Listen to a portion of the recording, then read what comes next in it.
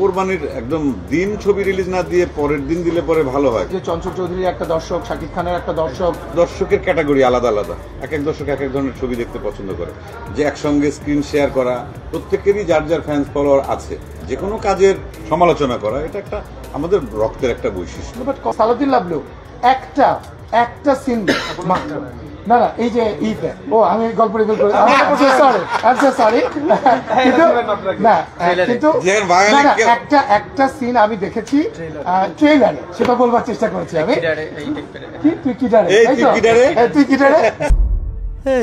তুই কি ডারে ওই একটা সিন এবং একটা ডায়লগ ভাইরাল হয়ে গিয়েছে। এবং কালকে রাতে আসলে ঠিক মতো ঘুম হয়নি। এটা হয় কি যে পরীক্ষার দেওয়ার পর এক বছর ফলাফল বের হওয়ার আগের রাতে যেরকম ইয়ে হয় না, ঘুম হয় না, এরকমই আজকে ছবিটা রিলিজ হবে, প্রথম শো।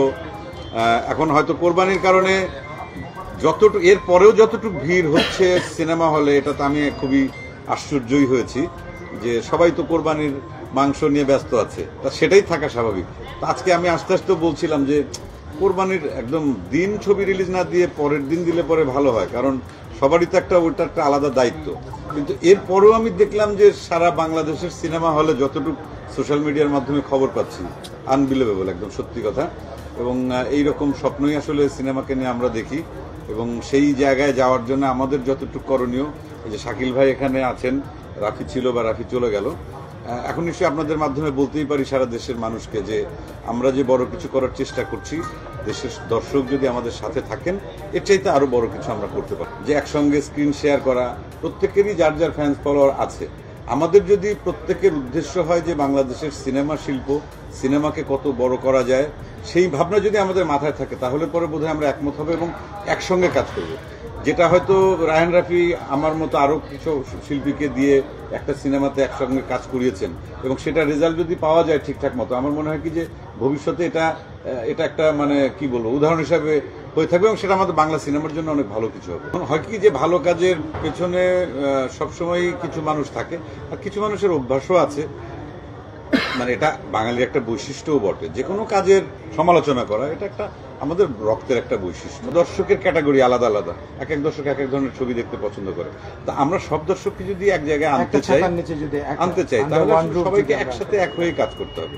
যেমন আপনারা জানেন যে আমাদের পরে একটা সিনেমা আছে দম, যেটাতে মুখ্য চরিত্রে আছে চঞ্চল চৌধুরী। তো ওইটা নিয়ে উনি প্রিপারেশনে ছিলেন। তো হুট করেই যখন আমরা অ্যাপ্রোচ করলাম ওনাকে যে শাকিব খানের তুফানে এই ক্যারেক্টারটা আপনাকে আমরা চাই, এবং চঞ্চল ভাই কিন্তু রেসপন্ড করলেন।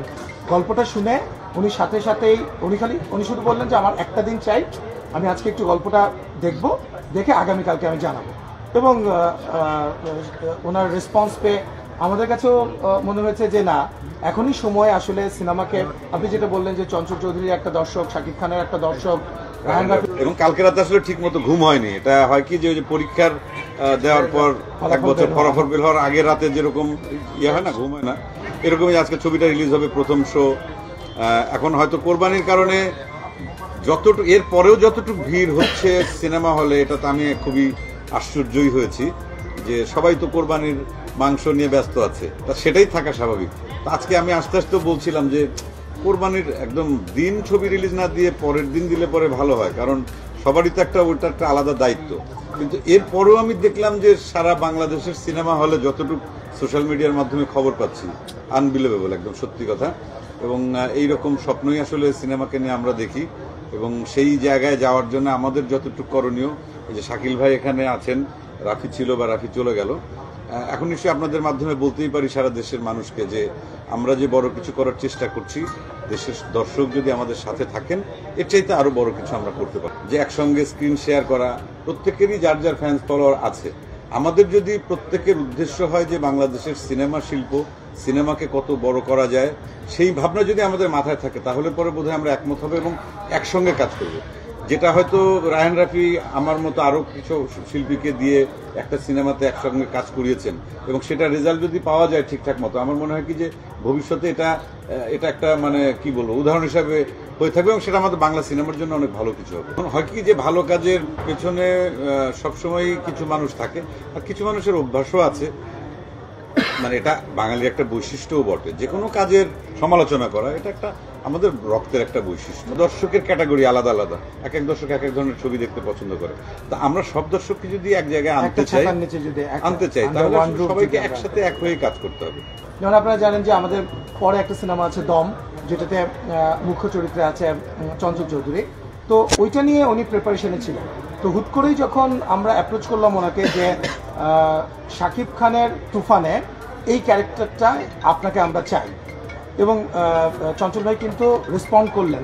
গল্পটা শুনে উনি সাথে সাথেই উনি শুধু বললেন যে আমার একটা দিন চাই, আমি আজকে একটু গল্পটা দেখব, দেখে আগামীকালকে আমি জানাবো। এবং ওনার রেসপন্স পেয়ে আমাদের কাছেও মনে হয়েছে যে না, এখনই সময় আসলে সিনেমাকে, আপনি যেটা বললেন যে চঞ্চল চৌধুরীর একটা দর্শক, শাকিব খানের একটা দর্শক, রায়হান রাফির একটা দর্শক, সো ওই কম্বিনেশনটাই কিন্তু আমরা ঘটানোর চেষ্টা করেছি।